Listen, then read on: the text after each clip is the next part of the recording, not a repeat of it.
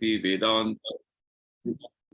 नमस्ते सरस्वती देवे गौरवाणी प्रचारिणे निर्विशेष शून्यवादी पाश्चात्य देशतारिणे। जय श्री कृष्ण चैतन्य प्रभु नित्यानंद श्री अद्वैत गदाधर श्रीवासदि गौर भक्त वृंद। हरे कृष्ण कृष्ण कृष्ण हरे हरे, हरे राम राम राम हरे हरे। श्री श्री राधा वृंदावन चंद्र की जय, श्री श्री निताई गौरंग की जय, श्रील प्रभुपाद की जय, निताई गौर प्रेम। सबको फिर से स्वागत है। आज के भगवत गीता का सत्संग कार्यक्रम में हम चौथे अध्याय से, 4th चैप्टर से श्लोका नंबर 7 और 8, जो हम सबको पता है श्लोका, यदा यदा हि धर्मस्य ग्लानिर्भवति भारत, ये श्लोक, और दूसरा परित्राणाय साधूनां विनाशाय च दुष्कृताम्, दोनों का अर्थ आज हम समझने का कोशिश करेंगे। हरे कृष्णा महाप्रभु। हरे कृष्णा हरे कृष्णा।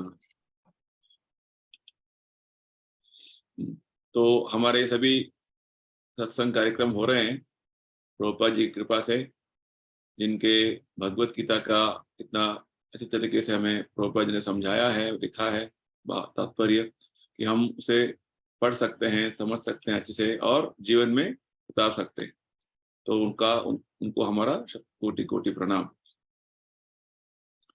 तो आज हम श्लोका संख्या 7 और 8, चौथे अध्याय जिसका नाम है दिव्य ज्ञान, इससे हम चर्चा करेंगे। तो श्लोका समझने से पहले हम श्रीपाद आदि शंकराचार्य जी द्वारा विरचित गीता महात्म्य से एक श्लोक का अर्थ समझने की कोशिश करेंगे। ये श्लोका है 6th श्लोका। सर्वोपनिषदो गावो दोग्धा गोपाल नंदनः, पार्थो वत्सः सुधीर भोक्ता, दुग्धम गीतामृतम महत्। संपूर्ण उपनिषदे गो के समान है। गोपाल नंदन श्री कृष्ण दुहने वाले हैं। अर्जुन बचड़ा है था, महान गीतामृत ही उस गो का दुग्ध है, और शुद्धाचित वाला श्रेष्ठ मनुष्य ही इसका भोक्ता है। तो वास्तव में इस भगवत गीता को गीतोपनिषद भी बोलते हैं। गीतोपनिषद यानी कि सभी उपनिषदों का, सभी शास्त्रों का सार सर्वस्व भगवत गीता है। आगे भगवान बताने वाले हैं, वेदैश्च सर्वैर अहमेव वेद्यः। संपूर्ण गीता से भगवान को ही हमें जानना है, भगवान कृष्ण को जानना है। तो यानी कि भगवत गीता सभी वेदों का, सभी शास्त्रों का, सभी उपनिषदों का सार सर्वस्व है। और वो भगवत गीता स्वयं, वो ज्ञान स्वयं भगवान दे रहे हैं। तो उसे हमें, जिस प्रकार अर्जुन इस ज्ञान को स्वीकार किया था, हमें इस ज्ञान को स्वीकार करना है। यही श्रीपाद शंकराचार्य जी हमें समझा रहे हैं। तो इस चौथे अध्याय के अब तक हम क्या समझा है, थोड़ा संक्षिप्त में हम उसका थोड़ा बता देंगे। तो इस चौथा अध्याय में भगवान ने गीता का इतिहास बताया था हमें। भगवान ने सबसे पहले, बहुत करोड़ों साल पहले, सूर्यदेव, जिनका इस समय का जो एक देवता जो है, उनका नाम है विवस्वान, प्रस्तुत वर्तमान में, उनको भगवान कृष्ण ने भगवत गीता ज्ञान, इसको योग शास्त्र बोलते हैं। योग शास्त्र यानी कि जो भगवान और आत्मा के बीच का संबंध, इस ज्ञान को उन्होंने विवस्वान सूर्य देवता को दिया था। सूर्य देवता ने अपने पुत्र मनु को ये ज्ञान प्रदान किया था, और मनु ने अपने पुत्र इक्ष्वाकु को ये ज्ञान प्रदान किया। इस तरीके से भगवान बोलते हैं, एवं परंपरा प्राप्तम इमं राजर्षयो विदुहु। ये राज ऋषियों के परंपरा में ये भगवत गीता ज्ञान पूरा संसार में प्रचार हो रहा था। तो भगवान इस तरीके से क्यों बोल रहे हैं, ये ज्ञान इस तरीके से पूरा संसार में था? क्योंकि जब ये ज्ञान संसार में लोग इसको स्वीकार नहीं करेंगे, इसका अनुसरण नहीं करेंगे, तो वो काम के प्रभाव में आ जाते हैं, काम भावना के प्रभाव में आ जाते हैं। क्योंकि तीसरे अध्याय के कुछ लास्ट श्लोकास में हमने भगवान जो है काम भावना किस तरीके से जीवात्मा को इस भौतिक बद्ध जीवन में बांध देता है और किस तरीके से काम भावना से जीवात्मा अलग अलग शरीर लेने का जो बात हो जाता है, इसके बारे में समझा रहे थे। और भगवान ने ये बताया कि जब तक हम काम वासनाओं से मुक्त नहीं होंगे जब तक हमारा ये ज्ञान काम वासनाओं से मुक्त होने का नहीं होगा, तब तक हम इस भौतिक बंधन में बंधे रहेंगे। तो इसलिए भगवान चाहते हैं कि इस अध्याय में दिव्य ज्ञान जिसका नाम है, तो इस तरीके से हम भौतिक बंधन से बाहर निकले, ये भगवान का इच्छा है। तो इसलिए ज्ञान दे रहे हैं अर्जुन को और बताया कि ये ज्ञान प्रचार प्रसार था राज ऋषियों के परंपरा में, काल के प्रभाव में ये ज्ञान लुप्त हो गया। इसलिए अर्जुन, मैं तुम्हें फिर से चुना हूं क्या कि तुम्हें ये ज्ञान फिर से मैं प्रदान करूं। और अर्जुन का क्या योग्यता था, क्या क्वालिफिकेशन था, इस कारण भगवान ने ये ज्ञान अर्जुन को फिर से दे रहे हैं। भगवान बोलते हैं कि तुम भक्त हो, मेरे भक्त हो और मेरे सखा हो। तो प्रभुपाद जी बोलते हैं ये सबसे बड़ा जो है हमारा क्वालिफिकेशन होना है कि भगवत गीता समझने के लिए हमें भगवान का भक्त होना है। तो भगवान भक्त यानी कि भगवान जो बोल रहे हैं उसे अनुसरण करने का हमारा इच्छा होना है, तो तभी हम भगवत गीता का रहस्य समझ सकते हैं और उसको अनुसरण कर सकते हैं। नहीं तो हम केवल है भगवत गीता का ज्ञान जानते होंगे परंतु हम उसको ठीक से जीवन में उतार नहीं सकते हैं। तो जब इतना भगवान ने बोल दिया तो अर्जुन का एक प्रश्न आया कि भगवान, आप बोल रहे हैं कि बहुत करोड़ों साल पहले सूर्य देवता को आपने गीता का ज्ञान दिया है, और हम दोनों तो समकालीन हैं, आप मेरे सखा हो और मेरे मित्र जो है, हम दोनों संबंधी भी है। मैं कैसे पता करूं कि आपने सूर्य भगवान को, सूर्य देव को इतना जो है सालों पहले बोला था। तो भगवान इस प्रश्न के उत्तर में, वास्तव में अर्जुन का प्रश्न जो है भगवान का जो दिव्य स्थान को फिर से सभी हमारे जैसे लोगों को बताने के लिए अर्जुन ने ये प्रश्न पूछा था।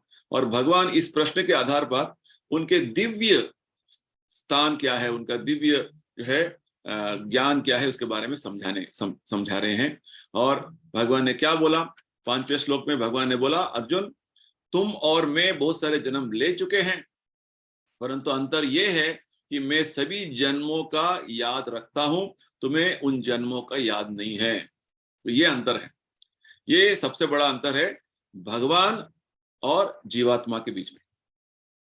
वो जीवात्मा अर्जुन जैसे भले बहुत बड़े भक्त भी हो, फिर भी जीवात्मा का जो उसका स्थान क्या है, वो हमेशा अणु है। और भगवान जो है उनको सब कुछ ज्ञात है, सब कुछ वो जानते हैं। जैसे आगे भगवान बताते हैं, वेदाहम समतीतानि वर्तमानानि च अर्जुन। भगवान को भूतकाल में क्या हुआ, वर्तमान में क्या हो रहा है, भविष्य में क्या होने वाला है, सब कुछ ज्ञात है। तो भगवान जो है सर्वज्ञ है, परंतु जीवात्मा उसका जो है पोजीशन बहुत अल्प है, इसलिए उसको क्या बोलते हैं, तटस्था शक्ति। भगवान का एक शक्ति है, वो शक्ति का उसका जो ज्ञान है वो बहुत सीमित है, लिमिटेड है। तो भगवान ये बोल रहे हैं कि अर्जुन, वास्तव में मेरा जो स्थान है वो मैं सर्वश्रेष्ठ हूं, मुझे सब कुछ ज्ञात है, सब कुछ पता है। तुम्हें जो है वो ज्ञान नहीं है, तुम भूल गए हो। और भगवान एक और जो है दिव्य बात अपने बारे में बताते हैं कि वास्तव में मैं अजन्मा हूं, फिर भी मैं जन्म होने जैसा तुम्हें दिखता है। मैं अजन्मा हूं, अजोपि सन अव्ययात्मा भूतानाम ईश्वरोपि सन। मैं सभी इस भौतिक संसार में जो जीवात्मा है उसका मैं स्वामी हूं, मैं ईश्वर हूं। और वास्तव में मेरा जो आविर्भाव है, मैं जो इस संसार में दिखता हूं, लगता है कि मैं जन्म ले रहा हूं, वास्तव में मेरा जन्म नहीं होता है। तो इतना बात भगवान ने बताया। और मेरा जन्म जो है साधारण तरीके से नहीं है। साधारण लोग, हम जब जन्म लेते हैं, हम कर्म के प्रभाव में हमारा जन्म होता है। कर्मणा दैव नेत्रेणा, भागवत में बोलते हैं, हम कर्म के जो प्रभाव में हमारा जन्म होता है। जैसे हमारा जन्म हुआ, हमें तो पता नहीं था हमारा पूर्व जन्म क्या है, मुझे क्यों इस जन्म में ऐसा शरीर मुझे मिला है, इस माता पिता के जो है माध्यम से मेरा जन्म हुआ है, मुझे कोई ज्ञान ही नहीं है, क्योंकि मैं कर्म के प्रभाव में हूँ। भगवान ऐसे नहीं होता है। भगवान का जन्म जो है वास्तव में लगता है जन्म है, वास्तव में भगवान का लीला है। वास्तव में भगवान का जो अस्तित्व क्या है, अजो अजह, उनका वो अजन्मा है। हमारा आत्मा का भी अजन्मा स्थिति है, परंतु अभी हम एक इच्छा करके भौतिक संसार में आ गए हैं, इसलिए हमें जन्म लेना पड़ रहा है, बार बार जन्म लेना पड़ रहा है। तो हमारा जो पोजीशन क्या है, भगवान ने दूसरे अध्याय में बताया है, न जायते न मरियते व कदाचिन, हमारा जन्म नहीं है, हमारा मृत्यु नहीं है। तो हमारा जन्म मृत्यु क्या हो रहा है, हमारा शरीर का। जब हम ये शरीर छोड़ देते हैं, दूसरा शरीर लेते हैं, उसको बोलते हैं मृत्यु, और दूसरा शरीर लेने के जो बात बोलते हैं जन्म। तो जन्म मृत्यु शरीर का हो रहा है, आत्मा का नहीं, क्योंकि भगवान अजन्मा है, हम भी अजन्मा है। तो ये बात भगवान ने बताया। तो हमें एक प्रश्न आता है, तो भगवान अजन्मा है, तो जन्म लेने का जो ये बात क्यों हो रहा है, भगवान क्यों आते हैं, भगवान इस भौतिक संसार में आने का कारण क्या है? तो ये बात भगवान अभी 7वां और 8वें श्लोक में समझाने वाले हैं। चलिए अभी 7वां श्लोक समझेंगे। तो ये श्लोक सबको पता है, यदा यदा हि धर्मस्य ग्लानिर्भवति भारत अभ्युत्थानम् अधर्मस्य तदात्मानं सृजाम्यहम्। इसका अनुवाद है, हे भरत वंशी, जब भी और जहां भी धर्म का पतन होता है और अधर्म की प्रधानता होने लगती है, तब तब मैं अवतार लेता हूं। तो भगवान बोल रहे हैं, भगवान का जन्म क्यों होता है, जन्म लेने का जैसे क्यों होता है, क्यों लगता है। तो वास्तव में ये जो श्लोक है सबसे इंपॉर्टेंट श्लोक है, ये समझना है ठीक से, ये और दूसरा आगे वाला जो श्लोक है 8वां श्लोक। इसमें भगवान हमें कारण दे रहे हैं क्यों भगवान अवतार लेते हैं। तो भगवान का जन्म को अवतार बोलते हैं। अवतार यानी कि भगवान अपने धाम से स्वयं इस जगत में, इस भौतिक संसार में आते हैं, इसको अवतार बोलते हैं। हमारा जन्म जो है अवतार नहीं है, हमारा जन्म कर्म के बंधन में हम फंस गए हैं, हम उतरते नहीं, हम गिर गए और वही शरीर में नहीं आते हम, हमारा शरीर बदल गया। जैसे भागवत में एक अच्छा जो है प्रसंग आता है जय विजय का। जय विजय जो है वास्तव में वो भगवान वैकुंठ धाम में उनका भगवान का सेवा करने का जो है द्वारपालक थे। वो दोनों जब उन्होंने कुछ ऐसे गलती कर दिया कि उनको इस भौतिक संसार में आना पड़ा, और जब वो भौतिक संसार में आए तो क्या हुआ, उनको एक और शरीर ऐसे मिला, यानी कि उनको 3 दानव शरीर का लेना पड़ा, 3 जन्म लेना पड़ा, ऐसे उनको कुछ शाप मिला था। तो ये एग्जाम्पल है, जैसे वैकुंठ से भी जब कोई जो है जीवात्मा गिरते हैं तो उनको ऐसे शरीर बदलना पड़ता है। और कुछ मुक्तात्मा है जो शरीर बदलते नहीं, उसके बारे में भागवत में और दूसरे शास्त्रों में बताते हैं, वो अलग सब्जेक्ट मैटर है। अभी यहाँ पे हम ये समझेंगे कि भगवान का जन्म और भगवान का जो अवतार जो होते हैं, बोलते हैं वो क्यों होता है। भगवान ने तो बता रहे हैं, जब जो है अधर्म का जो है उसको वो बढ़ जाता है। यदा यदा ही धर्मस्य ग्लानि यानी कि धर्म के आचरण में कुछ ऐसे विघ्न आ जाते हैं, बहुत सारे गलतियां हो जाते हैं और अधर्म बढ़ जाता है, अभ्युत्थानम, अब अधर्म बहुत बढ़ जाता है, तो मैं अवतार लेता हूं। यहाँ पे प्रभुपाद जी समझाते हैं, ये भगवान जो शब्द प्रयोग कर रहे हैं सृजामी, इस सृजामी यानी कि भगवान का फिर से सृष्टि नहीं होता है, क्योंकि भगवान ने पिछले श्लोक में बता दिया है, वो अपने स्व शरीर में, आध्यात्मिक दिव्य शरीर में इधर उतरते हैं, आते हैं, उसका अवतार बोलते हैं। तो वास्तव में भगवान का जो अस्तित्व शाश्वत तरीके से हमेशा है आध्यात्मिक आकाश में, वैकुंठ में। आध्यात्मिक आकाश को वैकुंठ बोलते हैं, वैकुंठ लोक बोलते हैं। और वैकुंठ लोक में सबसे श्रेष्ठ वैकुंठ जो लोक है उसको बोलते हैं गोलोक वृंदावन। ठीक है, ऐसे बहुत सारे जो विवरण हमें शास्त्रों में मिलता है। तो वास्तव में सृजामी का जो शब्द जो है प्रभुपाद जी समझाते हैं, वास्तव में भगवान इधर अभिव्यक्त होते हैं, अपने ही स्वरूप में फिर से इधर अभिव्यक्त होते हैं। तो भगवान किस तरीके से अभिव्यक्त होते हैं, कब आते हैं, उसके बारे में शास्त्रों में निर्दिष्ट तरीके से, बहुत स्पष्ट तरीके से उसका उल्लेख मिलता है। जैसे बहुत सारे अवतार हैं, युगावतार, मनवंतर अवतार, लीला अवतार, पुरुष अवतार, शक्त्यावेश अवतार, ऐसे बहुत सारे अवतार हैं। और निर्दिष्ट जो है स्पेसिफिक टाइम में, स्पेसिफिक समय में भगवान का, उस अवतारों का, वो भगवान इधर आते हैं। तो विशेषकर जो है युगावतार के बारे में हमें एक उल्लेख मिलता है शास्त्रों में, भागवत में मिलता है कि भगवान अलग अलग अवतारों में आते हैं। जैसे त्रेता युग में भगवान राम के अवतार में आए थे, भगवान रामचंद्र के अवतार में आते हैं।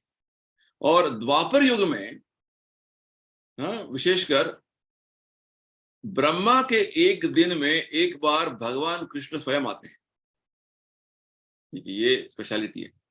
और कब आते हैं ब्रह्मा के दिन में, इसके बारे में भी बताते हैं प्रभुपाद जी, इसका उल्लेख करते हैं तात्पर्य में, बोलते हैं जैसे ब्रह्मा के एक दिन का कुछ कैलकुलेशन बताते हैं, बाद में भगवान स्वयं बताते हैं 8वें अध्याय में। हमारे जो 4 चक्र चल रहे हैं, सत्ययुग, त्रेता युग, द्वापर युग और कलयुग, ये 4 चक्र जो हैं, इसके 1000 चक्र जब हो जाते हैं, साइकिल्स, ये 4 चक्र को, एक चक्र को बोलते हैं महायुग, 1000 महायुगस जब हो जाते हैं, तो ये ब्रह्मा के एक दिन है। देखिए ब्रह्मा का एक दिन कितना बड़ा है, 12 आवर्स। ऐसे ब्रह्मा का 12 घंटा रात को भी चलता है उसी टाइम का। तो ऐसे जो 1000 चक्रों का ब्रह्मा जी का एक दिन जो है, उसको जो है फिर से एक और तरीके का जो कैलकुलेशन बताते हैं कि 14 मनु इस 1000 चक्रों में उनका अवतार होता है, उसको बोलते हैं मनवंतर अवतार। तो 14 मनु 1000 चक्रों में आते हैं, तो हम 1000 को 14 से हम डिवाइड करेंगे तो हमें लगभग 71 71 जो है साइकिल्स मिलेंगे, महायुगास मिलेंगे। यानी कि एक मनु का 71 साइकिल ऑफ 4 युगास आ जाते हैं। तो ऐसे अभी हमारा जो टाइम चल रहा है 8वां मनु का, जिसके 7वां मनु का, जो हम बोलते हैं वैवस्वत मनु, जो हमने सुना अभी विवस्वान, इस अध्याय का प्रारंभ में हमने क्या सुना, भगवान ने विवस्वान को, सूर्य देवता को एक ज्ञान दिया था, सूर्य देवता ने अपने पुत्र वैवस्वत मनु को दिया था। तो अभी जो टाइम चल रहा है 7वां मनु का टाइम चल रहा है, 7th मनु, जिसका नाम है वैवस्वत मनु। और उस मनु के 28वां साइकिल, जो 4 साइकिल्स का जो महायुग का साइकिल है, उसका द्वापर युग के अंत में भगवान आएंगे। यानी कि ब्रह्मा जी के एक दिन में 7वें मनवंतर का 7वां मनु का 28वां जो साइकिल में द्वापर युग के अंत में भगवान कृष्ण का जो है अवतार होगा, भगवान स्वयं आएंगे। तो ये प्रेडिक्शन देखिए कितना स्पेसिफिक है, कब आएंगे भगवान, सब कुछ स्पेसिफिक बताया गया। इसी तरीके से हर अवतार का जो है कब भगवान का अवतार होता है, सब कुछ शास्त्रों में उसका स्पष्ट जो है उसका उल्लेख मिलता है। तो विशेषकर चैतन्य महाप्रभु का अवतार है, चैतन्य महाप्रभु का अवतार कलयुग में होता है, ऐसे पूरा स्पष्ट भागवत में भी हमें डिस्क्रिप्शन मिलता है। जैसे भागवत में विशेषकर बोलते हैं चैतन्य महाप्रभु का जो अवतार है, इसके बारे में बताते हैं कि सांगोपांगास्त्र पार्षदम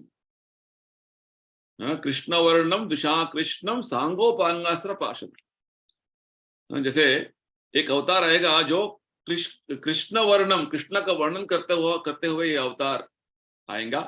और ये अकृष्ण, कृष्णा का जो वर्ण जो है वो श्याम वर्ण का है, वो उसका जो अवतार का वर्ण होगा वो श्याम वर्ण नहीं होगा, वो गोरा वर्ण का होगा, गौरांगा बोलते हैं।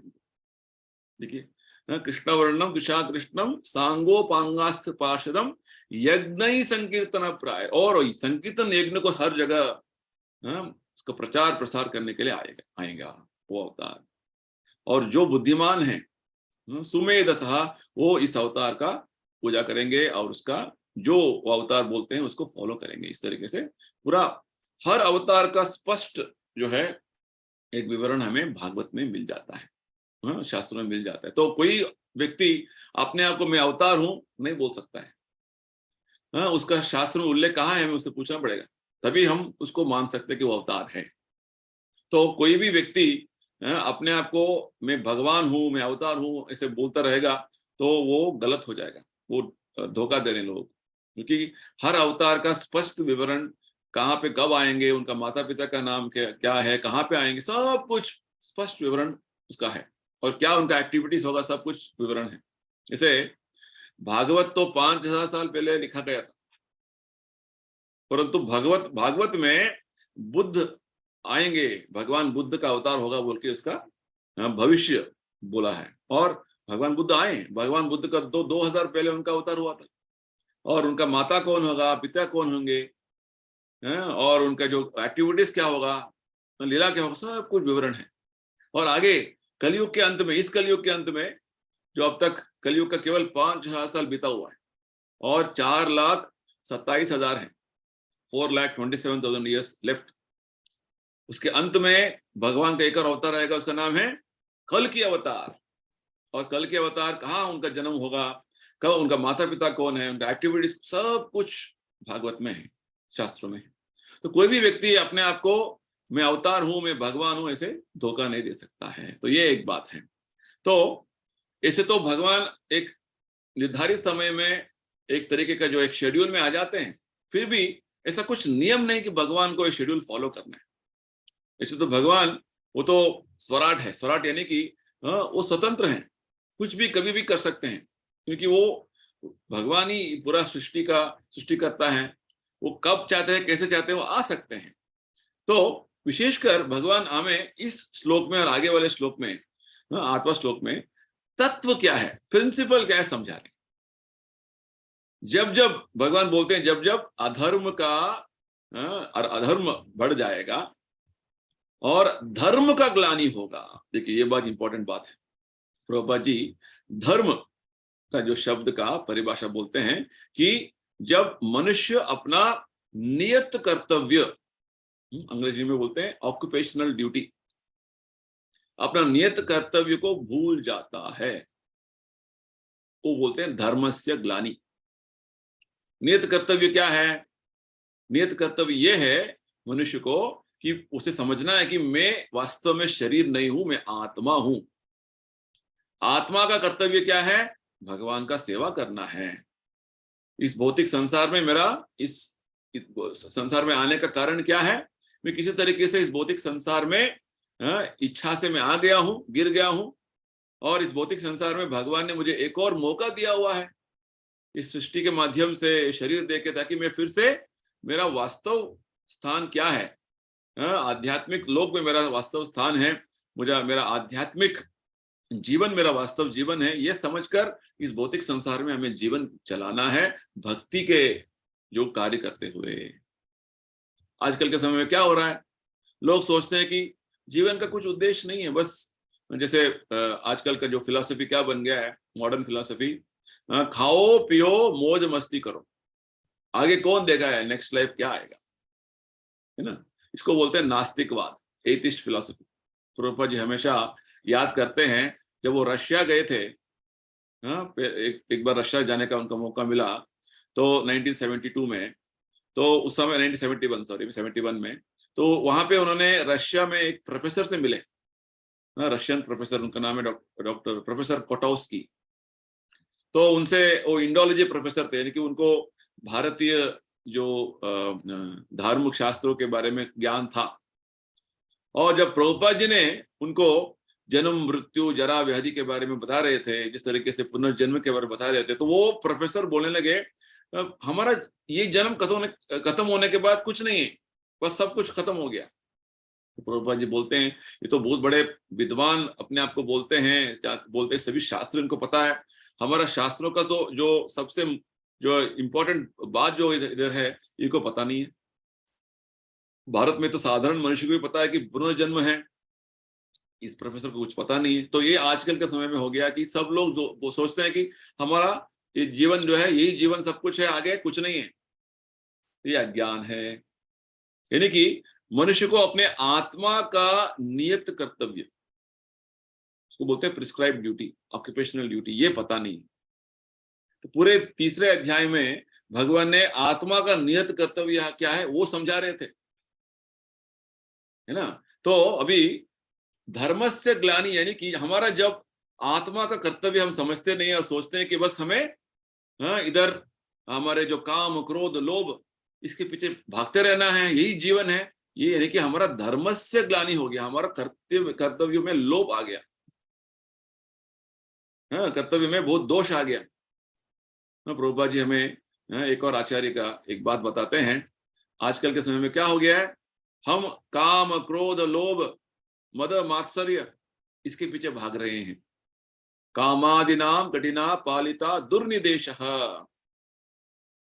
हम जिस तरीके से मेरा काम वासना मुझे डायरेक्शन देता है मुझे उस तरफ मैं आगे बढ़ रहा हूं, मुझे वो खाना है, मुझे ऐसे देखना है, मुझे वो सुनना है, मुझे ऐसे करना है और करना है और करना है। और जब मैं नहीं मिलेगा, जब मेरा काम वासना पूरा नहीं होगा, क्रोध आ जाएगा। इस तरीके से हमारा जीवन चल रहा है। सब लोग सोचते हैं कि मेरा मन में जो आएगा मुझे करना है, इस तरीके का जीवन चल रहा है। यानी कि किसी को आत्मा का जो वास्तविक उसका कर्तव्य क्या है पता नहीं है। इसलिए प्रहलाद महाराज क्या बोलते हैं, नते विदुः स्वार्थ गतिम ही विष्णु। लोगों को पता नहीं कि आत्मा स्वार्थ गति क्या है, अपना वास्तव में आत्मा का जो कर्तव्य क्या है पता नहीं है। सब लोग इंद्रिय भोग करने में इतना मग्न हो गए हैं कि अपने आप को भूल गए हैं और अपने आप को अंधकार में डाल रहे हैं, इतना अंधकार में कि वो बहुत बड़े जो है नरक में जाने वाले हैं। भगवान यही बात बोलते हैं आगे 16वें अध्याय में कि जब हम काम क्रोध लोभ त्रिविधम नरकस्येदम, जब काम क्रोध लोभ के पीछे पड़ जाते हैं, उसको पूरा सेटिस्फाई करने में लग जाते हैं, तो हम नरक के तरफ जा रहे हैं। ये हो गया आजकल का समय जो लोगों का लाइफस्टाइल और जीवन शैली ऐसे हो गया है।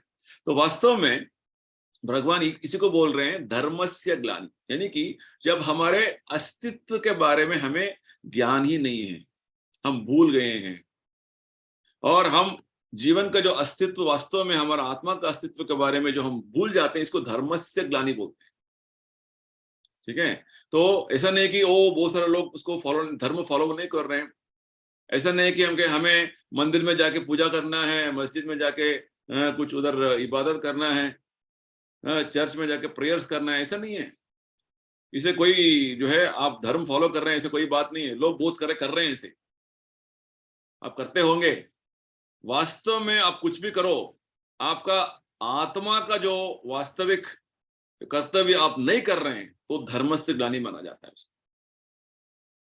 ये बात हमें समझना है, क्योंकि केवल हमें एक शिष्टाचार के लिए दिखाने के लिए हो हम भी धर्म आचरण कर रहे हैं, नहीं, वो धर्म नहीं माना जाता। धर्म का जो वास्तविक शब्द का जो परिभाषा प्रभुपाद जी हमें समझा रहे हैं, धर्म यानी कि हमारा नियत कर्तव्य, आत्मा का कर्तव्य।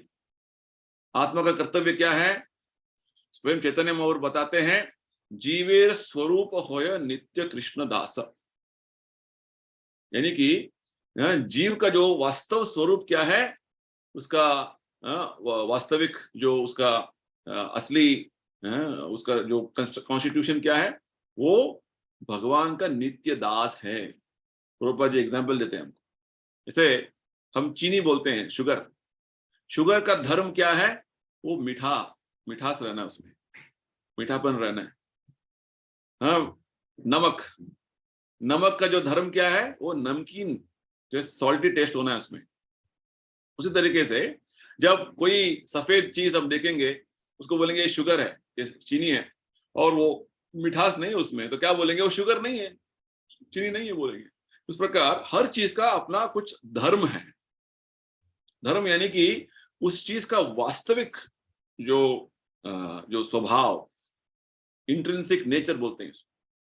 तो हमारा आत्मा का वास्तव स्वभाव क्या है, भगवान का नित्य दास बनना और बने रहना, ये हमारा स्वभाव है। ये जब हम भूल जाते हैं, इसको बोलते हैं धर्मस्य ग्लानि। और आजकल के समय में कलयुग में ये जो धर्मस्य ग्लानि हर जगह दिख रहा है। भागवत में बोलते हैं धर्म का जो आचरण जो है हर युग में 25% कम होता जाता है। बोला जाता है कि सत्य युग में लोग 100% जो है धार्मिक थे, यानी कि सब लोगों को पता है कि मैं आत्मा हूं, आत्मा का कर्तव्य क्या है सबको पता है। और जब वो द्वापर युग में त्रेता युग में वो 25% कम हो गया, यानी कि 75% धार्मिक थे लोग। और धीरे धीरे द्वापर युग में 50% हो गया। कलयुग में 25% लोग धार्मिक दिखते हैं और 75% लोग अधार्मिक हैं। तो और धीरे धीरे जब कलयुग बढ़ता जाएगा ये 25% जाके 0% हो जाएगा, शून्य हो जाएगा। तो ये बात है। तो वास्तव में भगवान बोलना चाहते हैं कि धर्म धर्म का जब बात आता है, धर्म यानी कि आत्मा को वास्तव में समझना है कि मुझे भगवान कृष्ण का भक्ति करना है, ये मुझे मनुष्य जीवन का उद्देश्य जो है ये पूरा करने से ही मेरा जीवन सार्थक होगा, ये बात समझना है। तो इसीलिए भगवान ने भगवत गीता दिया हुआ है और बहुत सारे जो व्यवस्था भगवान ने जो बनाया इसी माध्यम के, इसी जो उद्देश्य के लिए भगवान ने दिया है। तो अंत में भगवान क्या बोलते हैं भगवत गीता में? सर्वधर्मान परित्यज्य माम एकम शरणम व्रज। जो तुम सोचते हो अपने आप ये धर्म है वो धर्म है, ये यानी कि मेरा ये धर्म यानी कर्तव्य, मेरा ये कर्तव्य है वो कर्तव्य है, बोलते जाओगे तो तुम कहाँ का नहीं रहोगे। इसलिए भगवान को वो क्या बोलते हैं? सर्वधर्मान परित्यज्य। सभी तरह की जो तुम अपने आप कर्तव्य जो करने का सोच रहे हो त्यागो और मेरे शरण में आओ, ये सबसे बड़ा कर्तव्य है तुम्हारा। तो ये हमारा प्रस्तुत जो वर्तमान में ये हम कर रहे हैं कि हम सोच रहे हैं कि मेरा वो ड्यूटी है, मेरा ये ड्यूटी है, वो मैं कैसे भक्ति करूं, ये सोच में आ गए हैं अभी। तो भगवान बोल रहे हैं सब कुछ त्यागो, भगवान के शरण में आ जाओ, ये सबसे बड़ा कर्तव्य है। ये जब नहीं करेंगे तो धर्म से ग्लानि हो गया।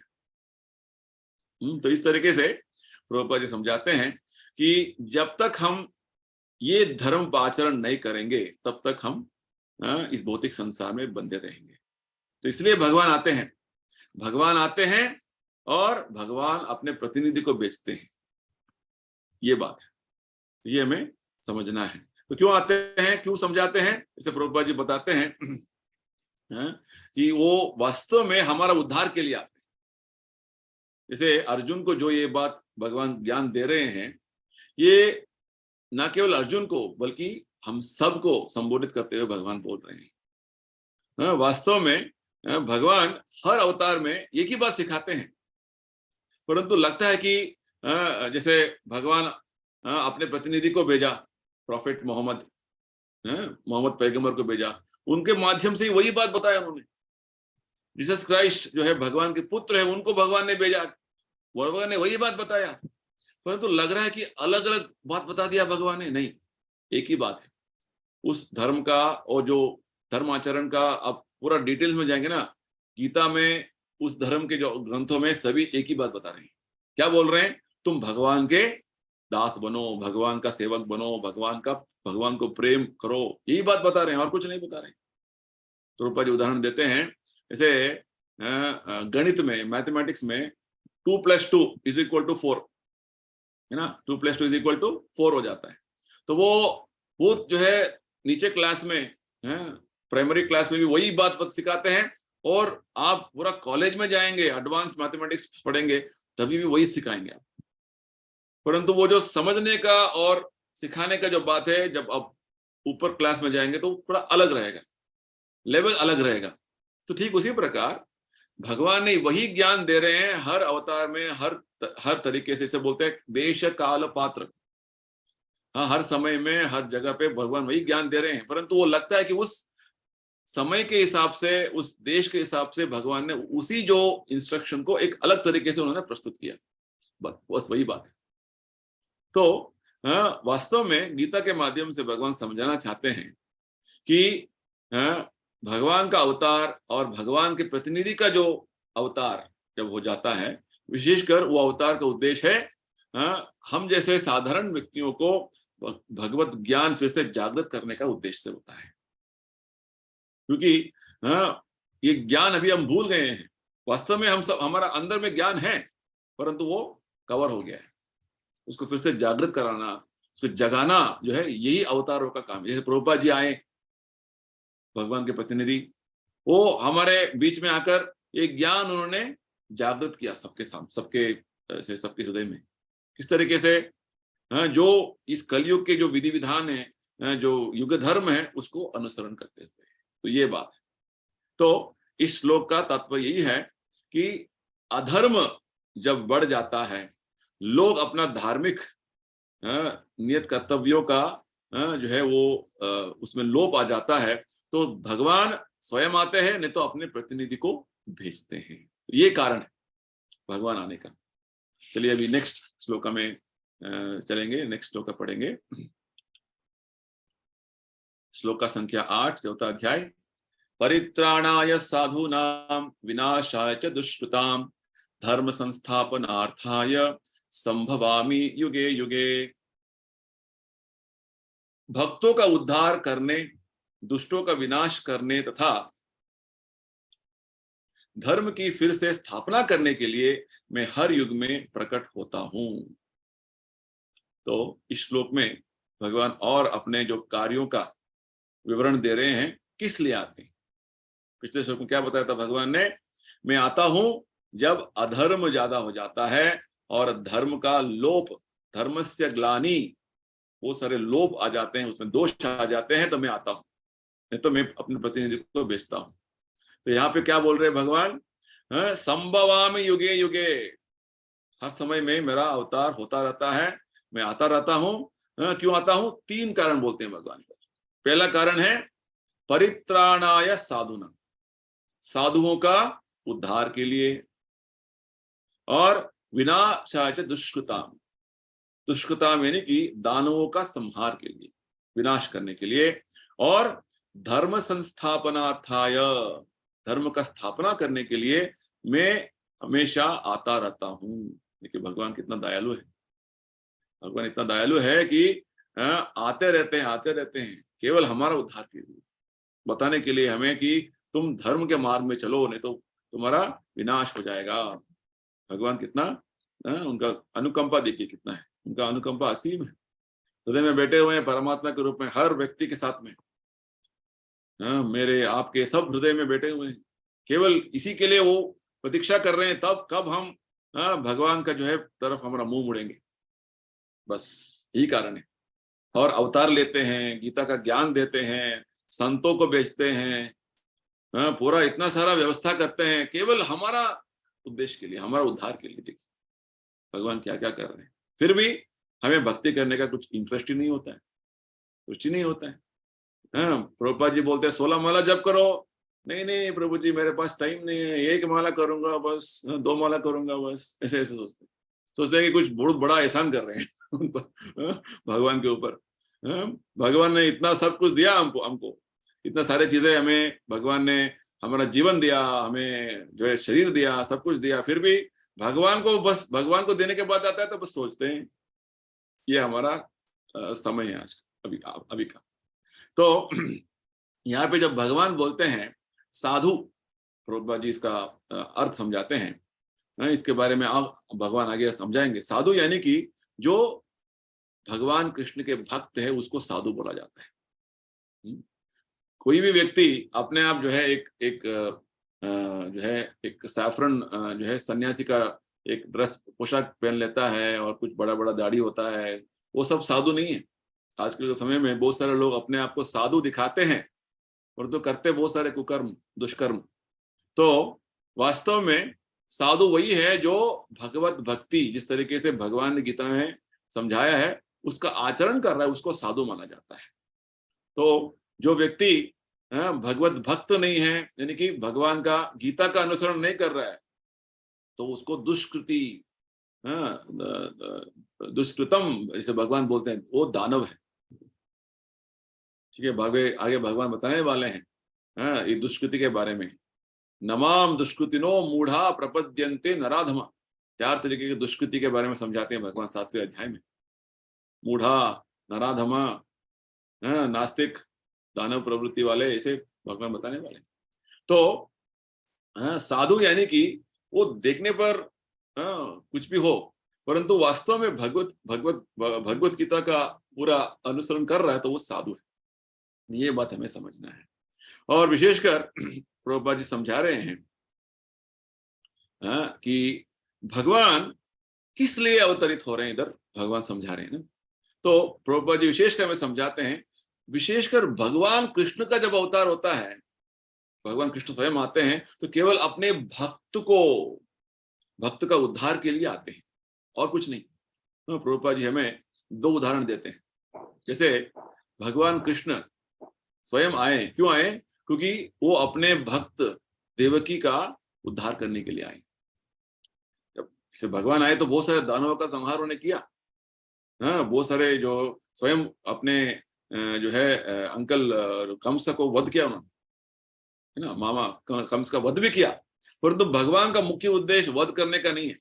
जब आते हैं तो मुख्य उद्देश्य अपने भक्तों का उद्धार करने के लिए। भक्त जो है भगवान को भक्त वत्सल बोलते हैं। भक्त वत्सल क्यों? क्योंकि वो भक्तों के प्रति इतना जो है उनको वात्सल्य है, इनका प्रेम है कि भक्त का कुछ भी जो है असुविधा उनको सहन नहीं होता है। इसलिए जब हमें भागवत में एक बहुत बड़ा अच्छा प्रसंग आता है अम्बरीश महाराज का। अम्बरीश महाराज बहुत बड़े भक्त थे, उनके बारे में हमने सुना हुआ है दूसरे अध्याय में, कितना उनका भक्ति श्रेष्ठ था। उनका मार्ग में हमें चलना है। वो तो इतना भक्ति में मग्न थे, इतना बड़े राजा होने के बावजूद, राजर्षि थे वो, फिर भी इतने बड़े भक्त होने के बावजूद वो पूरा राज्यभार संभालते थे। तो एक बार ऐसा हुआ कि इनके भक्ति के बारे में एक बहुत बड़े ऋषि हैं जिनका नाम है दुर्वासा मुनि। इन्होंने सुन लिया बहुत बड़ा राजा, बहुत बड़ा भक्त है, सुना है, चलो इसका कुछ परीक्षा लेंगे। तो उस समय में आए ये जो दुर्वासा मुनि, जब अम्बरीश महाराज कुछ उपवास कर रहे थे, एकादशी उपवास कर रहे थे। एकादशी उपवास में कुछ नहीं लेते थे, पानी भी नहीं लेते थे। एकादशी उपवास में बहुत सारे का लेवल है। देखिए, एक सिंपल लेवल जो है, प्रभुपाद जी बोलते हैं हमें एकादशी का दिन में हमें धान्य नहीं खाना है। धान्य में क्या क्या होता है? गेहूं, चावल, दाल और कुछ तरकारी होते हैं जैसे बीन्स, कुछ ऐसे कुछ तरकारी होते हैं, ठीक है। और सरसों, मस्टर्ड, वो भी यूज नहीं करना। इस तरीके से इसको वर्जित करना और कुछ तरकारी, फल और दूध में अपना काम चलाना, यानी कि अपना आहार सेवन में हमें थोड़ा उसको कम करना और ज्यादा समय भक्ति में बिताना। कल एकादशी है, कल मोक्ष एकादशी है। वास्तव में आज एकादशी था, तो तिथि कल ज्यादा पड़ रहा है, तो कल हम जो है एकादशी का जो उसको फॉलो करेंगे। तो एकादशी का मैं समझा रहा हूं कि अलग अलग लेवल है। तो सबसे बेसिक लेवल क्या है? हमें कुछ खाना है तो हमें धान्य नहीं खाना है, क्योंकि भागवत में बताया गया है धान्य में विशेषकर जब हम एकादशी का दिन में धान्य में कली का प्रवेश हो जाता है। कली, कली यानी कि पाप। अब धान्य खाएंगे तो पाप खाएंगे। पाप क्यों खाना है? ये लीला है, चैतन्य महाप्रभु का लीला है। चैतन्य महाप्रभु का जो माता है, जब चैतन्य महाप्रभु जो छोटा बच्चे थे, तो चैतन्य महाप्रभु के माता एकादशी फॉलो नहीं कर रहे थे। तो चैतन्य महाप्रभु ने उनको सिखाया, समझाया, एकादशी में धान्य नहीं खाना है स्ट्रिक्टली, क्योंकि धान्य में कली का प्रवेश हो जाता है और आप पापी बन जाओगे। तो ये सबसे बेसिक लेवल है एकादशी का, जिसमें आप धान्य नहीं खाएंगे, अल्प मात्रा में वेजिटेबल, फ्रूट्स, मिल्क, कुछ ऐसे कुछ लेते रहेंगे, ठीक है। और खाने का जो क्वांटिटी कम करेंगे, ऐसा नहीं कि बस हम 2 लीटर दूध पी लिया, 2 डजन केला खा लिया, बस हाँ पेट भर गया, ऐसा नहीं है। क्वांटिटी कम करो ताकि समय जो है आपको एकादशी में भगवान के भक्ति करने में ज्यादा बीते। ये है, ठीक है, ये मुख्य उद्देश्य एकादशी में। और नेक्स्ट लेवल क्या है? ठीक है, 3 जो है टाइम खा रहे हैं, एटलीस्ट 3 टाइम से आप उसको 2 टाइम कीजिए, ठीक है। कभी कभी लोग 4 बार खाते हैं, तो उसको एक बार कम कीजिए, जितना खा रहे हैं उसका एक लेवल, एक टाइम कम कीजिए, वो नेक्स्ट लेवल है, सेकंड लेवल। ठीक है। थर्ड लेवल है आप कुछ भी नहीं खाना। फर्स्ट लेवल क्या है? कुछ खाना, कम मात्रा में खाना, 3 टाइम खाओ, 4 टाइम खाओ, नो प्रॉब्लम। नेक्स्ट लेवल क्या है? कितना टाइम खा रहे हो उसमें कुछ टाइम कम कर लो। 4 टाइम खा रहे हो, 2 टाइम खाओ, 3 टाइम खाओ, कुछ कम खाओ। तीसरा लेवल है कुछ नहीं खाओ, खाली पानी में अपने आप को मेंटेन करो, पानी पी सकते हो। ठीक है। और नेक्स्ट लेवल है, चौथा लेवल है, क्या है? निर्जल एकादशी, पानी भी नहीं पीना। वो सारे भक्त है वृंदावन में, पानी नहीं पीते हैं, कुछ नहीं खाते हैं, पूरा दिन भर क्या करते हैं? जप करते हैं, परिक्रमा करते हैं। ये सबसे टॉप लेवल है। ठीक है। तो अम्बरीश महाराज एक टॉप लेवल में थे। क्या कर रहे थे? पानी भी नहीं पिया उन्होंने और पूरा एकादशी किया। और अगले दिन जो पारण टाइम होता है, पारण टाइम यानी कि सूर्योदय के बाद, ठीक है, तो सूर्योदय के बाद जो है वो उनको उस टाइम में एकादशी ब्रेक करना था, एकादशी तोड़ना था। उस टाइम में दुर्वासा मुनि आ गई, बस कुछ समय पहले आ गई।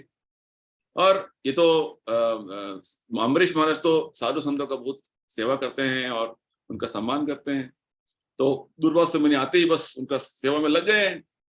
दुर्वासा मुनि जो है उन्होंने पर्पसली जो है उन्होंने क्या किया, अपने सभी शिष्यों के साथ बोले कि मैं आ रहा हूँ, अम्बरीश महाराज रुको, थोड़ा मैं नहा के आता हूँ, मैं स्नान करके आता हूँ, ऐसे बोल के वो चले गए यमुना नदी में। ये जगह अभी भी है वृंदावन के पास, ये मथुरा में है, जहाँ पे दुर्वासा मुनि आए थे। अम्बरीश महाराज का जो महल है, सब कुछ है इधर पे, लीला हुआ था वो जगह है अभी भी वृंदावन मथुरा में। तो चले गए और अम्बरीश महाराज का समय बीत रहा था, अभी सूर्योदय हो गया, अभी उनको ब्रेक करना है, उस समय में वो नहीं आ रहे हैं। तो उन्होंने अपने साधु संत जो है, अपने जो है मिनिस्टर से पूछे, साधु संतों से पूछे क्या करना है मुझे। उन्होंने बताया आप जल लीजिए, पानी पीजिए, क्योंकि जल लेना जो है उपवास करना तरीका भी है। जैसे जल पीने से क्या है, आप उपवास भी करेंगे, उपवास नहीं भी करेंगे, जल से कोई आपका उपवास का कोई वो उसमें लोप नहीं आएगा, दोष नहीं आएगा, ऐसे बताया। तो उन्होंने थोड़ा जल ले लिया। उस समय में आ गए दुर्वासा मुनि और पकड़ लिया इनको, किसको? अम्बरीश महाराज को। तुमने अतिथि सत्कार ठीक से नहीं किया है, तुमने इतना बड़ा दोष किया है, मेरा अपमान किया है, तुमने खा लिया है, तुमने पी लिया है, ऐसे बोल के उन्होंने बहुत क्रोधित हो गए। तो अम्बरीश महाराज उनके पैर पड़े और माफी मांगने लगे, क्षमा मांगने लगे, सुने नहीं उन्होंने। तो दुर्वासा मुनि ने अपनी योग शक्ति से बहुत बड़ा दानव का सृष्टि किया। दानव सृष्टि करते ही बोला दानव को, जाके इसको मार दो, अम्बरीश महाराज को मार दो बोल के उन्होंने आदेश दिया। तो अम्बरीश महाराज क्या करते हैं, शुद्ध भक्त है, बस जो जो हो रहा था सब उसका सहन कर रहे थे। परंतु भगवान जो वैकुंठ में है सब कुछ देख रहे थे, क्या जो अन्याय हो रहा है, अधर्म हो रहा है इधर। भगवान ने तुरंत वैकुंठ से अपना सुदर्शन चक्र छोड़ा। और सुदर्शन चक्र जो है, उस दानव जो दुर्वासा मुनि ने सृष्टि किया था उसका वध कर दिया। और वो सुदर्शन चक्र दुर्वासा मुनि के पीछे पड़ गया। अभी दुर्वासा मुनि भागने लगे, भागने लगे। कहां कहां भागा उन्होंने? फर्स्ट गए कैलाश, गए शिव जी के पास। शिव जी के सुदर्शन चक्र आ रहे हैं। शिव जी ने बोला मैं कुछ नहीं कर सकता हूँ, आप भागो मुझे कुछ नहीं कर सकता। ब्रह्मा जी के पास गए, ब्रह्मा जी ने ऐसे बोल दिया मुझे, मैं कुछ नहीं कर सकता, ये तो विष्णु का चक्र है, तो सबको विनाश करने वाला है। तो स्वयं विष्णु के पास गए, नारायण के पास गए, भगवान आपका जो है चक्र मेरा पीछे कर रहा है, उसका मुझे बचाइए। विष्णु ने बोला मैं कुछ नहीं कर सकता हूँ, मैं छोड़ दिया उसको वो तो मैं नष्ट करने वाला ही है, मैं क्या करूं अभी। तो भगवान ने बोला तुम जाओ अम्बरीश महाराज के जो है चरण छुओ, उस क्षमा मांगो, वो क्षमा करेंगे तो ये सुदर्शन चक्र तुम्हें छोड़ देगा।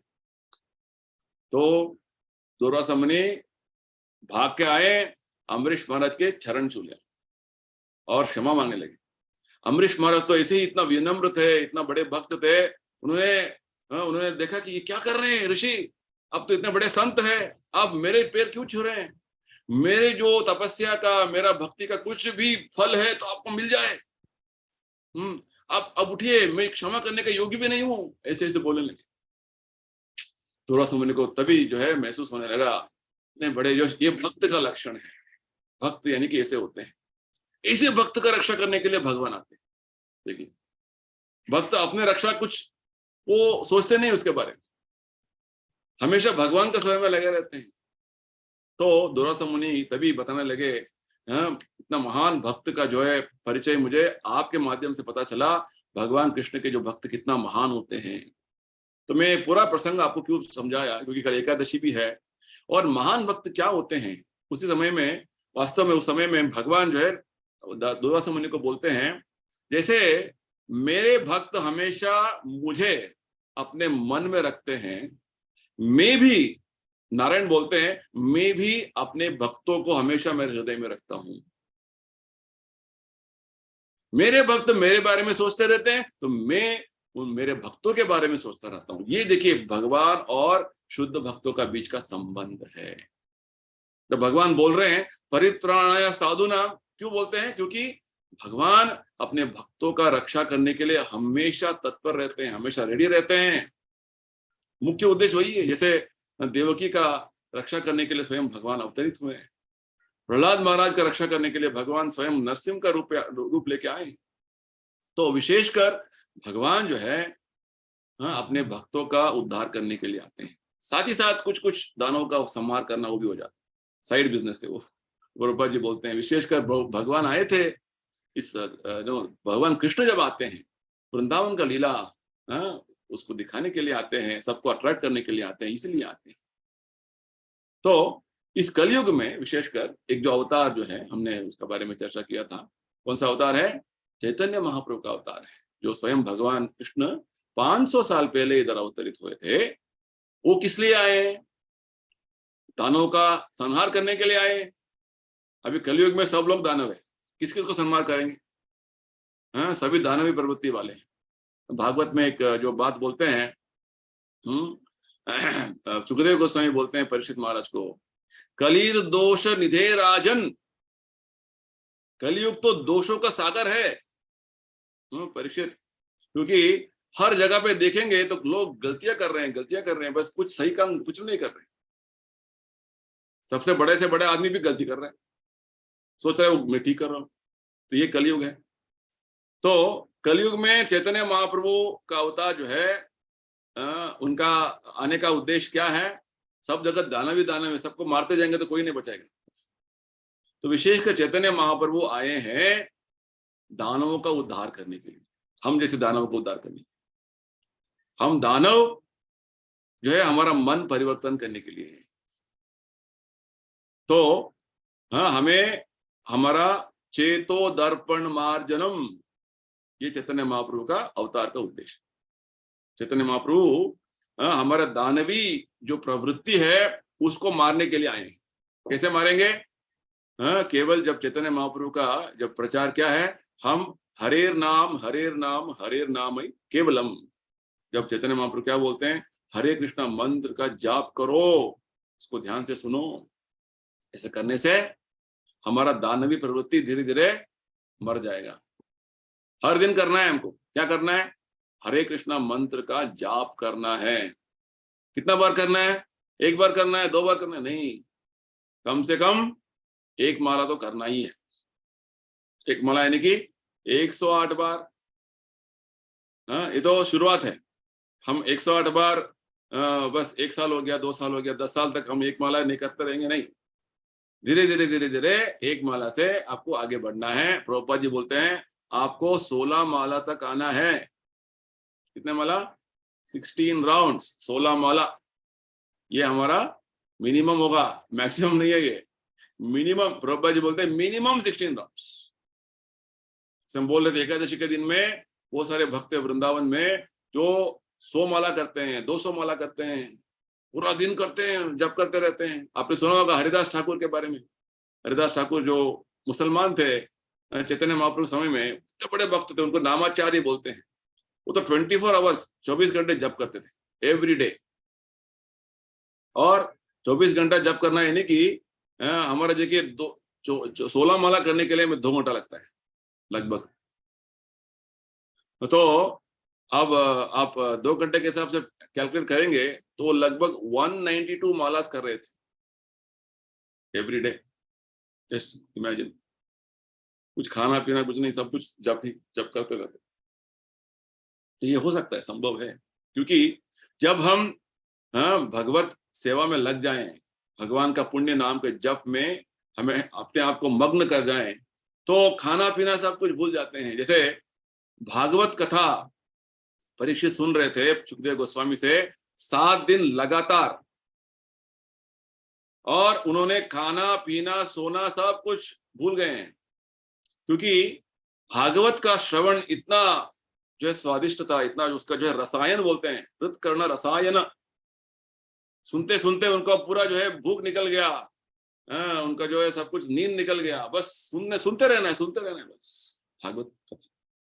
तो ये भगवान का पुण्य नाम का प्रभाव है। भगवान अंदर से शक्ति देते हैं, आध्यात्मिक शक्ति, ठीक है।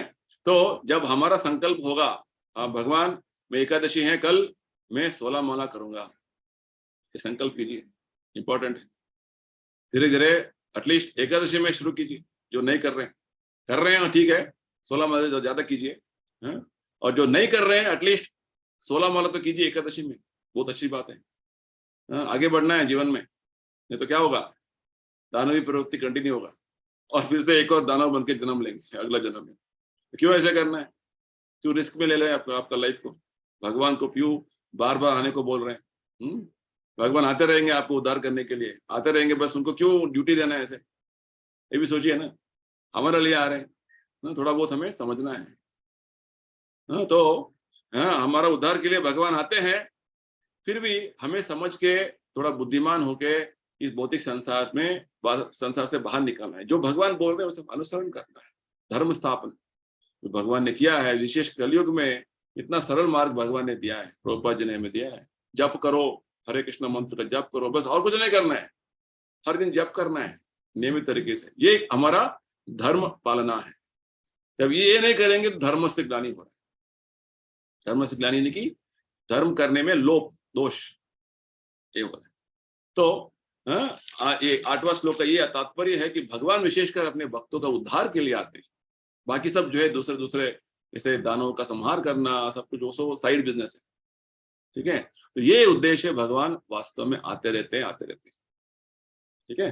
तो आज के 2 श्लोकों से माध्यम से भगवान का अवतार होने का उद्देश्य क्या है हमने समझा। आगे भगवान एक और बहुत जो है बहुत अच्छा बात बोलने वाले हैं नेक्स्ट श्लोका में। ये करने से क्या होगा भगवान बताने वाले। ये करने से भगवान बोलते हैं यही जन्म आपका लास्ट जन्म होगा, आखिरी जन्म होगा, फिर से आप जन्म नहीं लेंगे, आप मेरे धाम में आ जाओगे, ऐसे भगवान। यानी कि अवतार का जो मार्ग हम उसका अनुसरण करेंगे, अवतार जो बोल रहे हैं उसका मार्ग में चलेंगे, तो हमारा यही जन्म लास्ट जन्म होगा। त्यक्त्वा देहम पुनर्जन्म नहीं थी, आपको भगवत धाम आप पहुंच जाएंगे भगवान।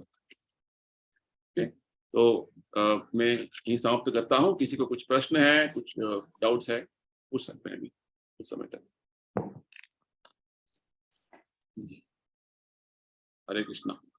हरे कृष्ण प्रभु जी। यस गुप्ता जी बताइए। नहीं ठीक ठाक, सब बढ़िया, ठीक है। सुन के बड़ा अच्छा लगा, ये सब चीज आपने बताया, बड़ा अच्छा लगा। और प्रभु की ये बहुत सुन के बहुत ही अच्छा लगा। ठीक है, कल एकादशी है, आप 16 माला जप कीजिए। मैं पूरी कोशिश ये पूरा सेशन का इम्पोर्टेंट एक्शन पॉइंट क्या है ना, आपको कल 16 माला जप करना है। आपने पूरा क्लास सुन लिया, मैंने तो कल 16 माला करना है एकादशी। आपका सवेरे 9:30 बजे क्लास भी अटेंड करना है। हाँ वो तो करना है। 16 माला तो क्या है, 16 माला को 2 घंटा लगता है बस। 24 घंटों में 2 घंटा चैंटिंग और 1 घंटा क्लास, बस बाकी समय आपका 21 आवर्स आपका है। आप जो करना नहीं मेरा तो 24 घंटे प्रभु में दिल में रखता हूँ। हाँ वो भी 24 अच्छा है। उसी में वो हमारा ध्यान वेरी रहता है। Nice, very nice, very nice, very तो गुड, वही काफी है। वेरी नाइस, कोई वेरी भी नाइस। काम करते हैं उसमें सब नहीं ध्यान अभी हमें ना कुछ कुछ संकल्प लेना है, आप कर रहे हैं तो अच्छी बात है। हाँ, नहीं जी तो कम कर रहे हैं तो मैं वो मेरा इस क्लास का उद्देश्य यही था कि अब 16 माला करना है। हाँ, नहीं नहीं वंदना बिल्कुल जी हरे कृष्णा। आपने हमें बता दिया, ये धीरे धीरे गोल ये भी कर लेंगे। यस यस, वंदना जी जी आप करेंगे ना? हाँ नक्की हाँ, हाँ 16 माला करूंगी करना है, 16 माला करना है आपको। हाँ, दीपक जी उपास तो में कर रहे रहता हैं है। ना? हाँ, दीपक जी कर रहे हैं 16 माला। हाँ हम कर रहे हैं, 16 कर बहुत दिया। बढ़िया बहुत बढ़िया। Very nice, very nice. Hare Krishna प्रभु जी। हमारा क्या है ना, हम तो बोलते रहना, हमारा वही काम है। बोलते रहना, बोलते रहना, बोलते रहना। हाँ, बस और कुछ नहीं करना हमको। हाँ, बोलते रहना बस, बार बार यही बोलना है हर क्लास में, 16 माला जप करो, 16 माला जप करो। विश के बचपन में मिल गए होते ये सब ज्ञान, हाँ तो अब तक तो हमारी आदत बन गई होती चलते फिरते भी वो 16 अब वरी नहीं रोज। करना, ऐसा बात नहीं नहीं है नहीं कि बचपन में मिल गया। प्रभुपाद जी बताए ना तीसरे अध्याय में, जी जी आपको जी कब आप शुरू किया वो उसका कोई नहीं नहीं ठीक इम्पोर्टेंस नहीं बात है। है, it's never too late. Prabhupada ji बोलते हैं Krishna conscious is so powerful that जी even a late beginner can become a lover of God. जी जी जी ठीक है, हम लेट बिगिनर है, इतना लेट में शुरू किया, कोई कोई प्रॉब्लम नहीं है, नहीं परंतु नहीं आपको अर्जेंसी समझना है, जो बोल रहे हैं फॉलो करना है बस। नहीं, ठीक बात प्रभु है। जी हरे आप कृष्णा प्रभु जी। हाँ हरे ना, कृष्णा हमारा प्रभु जी। अनुभव हरे कृष्णा गुरु जी। सोचने की देर है प्रभु जी, सोचने की देर है। मैं तो सबको निवेदन कर रहा हूँ कि आप डिटरमाइन कर लो, 16 हो ही जाएगी कैसे भी। नहीं हाँ बिल्कुल तो ठीक देखिए, बात है। नहीं एग्जाम्पल है दीपक जी, ये आपने बिल्कुल ठीक दीपक कहा, जी कम बिल्कुल कर ठीक रहे कहा, थे, दीपक जी जो है बिल्कुल ठीक 4-5 माला कर रहे थे, अभी 16 माला पे जी, आके तुरंत। नहीं नहीं बिल्कुल ठीक कहा आपने, बिल्कुल हरे ठीक कहा कृष्णा ये। प्रभु जी। तो ये बात है, क्योंकि बस प्रभु खाली जी आपका डिटर्मिनेशन होना है, संकल्प होना है, हाँ, करना है करना है करना है बोल के, बस उतना ही। हमारे पे तमस का रोल ज्यादा है, हमारे कंट्रोल ज्यादा है। नो प्रॉब्लम, तमस तमस भी निकल जाएगा जब भगवान रहेंगे ना। जी जी अपना नाम के रूप में, तमस जी क्या है, जी उसका बाप भी निकल जाएगा। नहीं ठीक बात है, बिल्कुल ठीक बात ठीक है, तमस कुछ नहीं है, ठीक तमस बात है। रजस कुछ भी इन्फ्लुएंस नहीं होगा, क्योंकि भगवान नहीं सबका बाप है। नहीं ठीक नहीं है, बिल्कुल ठीक बात है, तमस रजस और तमस सबसे तमस आगे तमस जाना है, क्या बताइए, तमस इन रजस तीनों से आगे जाना है, तीनों से आगे जाना है। पूरा प्रकृति गुण है, प्रकृति तो भगवान जी के अधीन में है ना। जी तो जब भगवान के नाम लेंगे तो भगवान प्रकृति के सभी गुण जो है अपने आप भगवान का सेवा करेंगे। जी बिल्कुल ठीक बात। ठीक है ना, बस यही है प्रिंसिपल। जी बस आपको जी जी आपको संकल्प करना है, मुझे करना है बोल के। नहीं नहीं हाँ ठीक बात है, आपको संकल्प नहीं है तो मुश्किल है। देखिए बिल्कुल ठीक बात है। अंग्रेजी में एक कहावत है ना, आप घोड़े को पानी तक ले सकते हैं, लेके जा सकते हैं, पानी हाँ नहीं पीना घोड़े का बात है। हाँ, तो हम बोलेंगे आपको कल सोना माला ठीक करो, आप कल ठीक करना बात नहीं है। करना आप पर निर्भर है, आप पर नहीं डिपेंडेंट। बिल्कुल ठीक बात, करेंगे तो बिल्कुल ठीक भगवान बात। आपको हेल्प करेंगे। करेंगे तो सुना है ना करेंगे इंग्लिश का सेइंग, हरे गॉड हेल्प कृष्णा प्रभु जी। दोस हेल्प देमसेल्व्स। जी करेंगे ठीक करेंगे। ठीक आपका बात है। हेल्प क्या है, अपने आप को क्या हेल्प करना है, मुझे जब करना है बोल के आपको संकल्प लेना है। करना है कल, कभी किसी तरीके से किसी तरीके से कर लीजिए कल। हरे कृष्णा। नहीं कृष्णा प्रभु जी। कल मोक्ष एकादशी है, ओके जी एकादशी कल हो रहा है वास्तव में, तो ओके बहुत इंपॉर्टेंट एकादशी है। आपको इस एकादशी में करेंगे ना, आपको कितना बेनिफिट मिलेगा आप सोचे मत। बराबर भक्ति में ठीक है बहुत जी आगे बढ़ जाएंगे जल्दी जल्दी, बहुत अच्छा और समझा। आप हर एकादशी में करने का आपको इच्छा हो जाएगा, ये बात हो करेक्ट जाएगी। ये इम्पोर्टेंट है ना, तो इसलिए भगवान आते हैं, भगवत भक्त आते हैं। चलिए, ठीक तो बात है। सब और कल करिए, सबको मैं प्रार्थना करूंगा भगवान को कि आप सबको शक्ति दें, बल दे, कि आपको जप करने के लिए ज्ञान ज्ञान भगवान पूरा जो है आशीर्वाद दे। ठीक है, चलिए, हरे कृष्णा, ठीक सबको हरे धन्यवाद।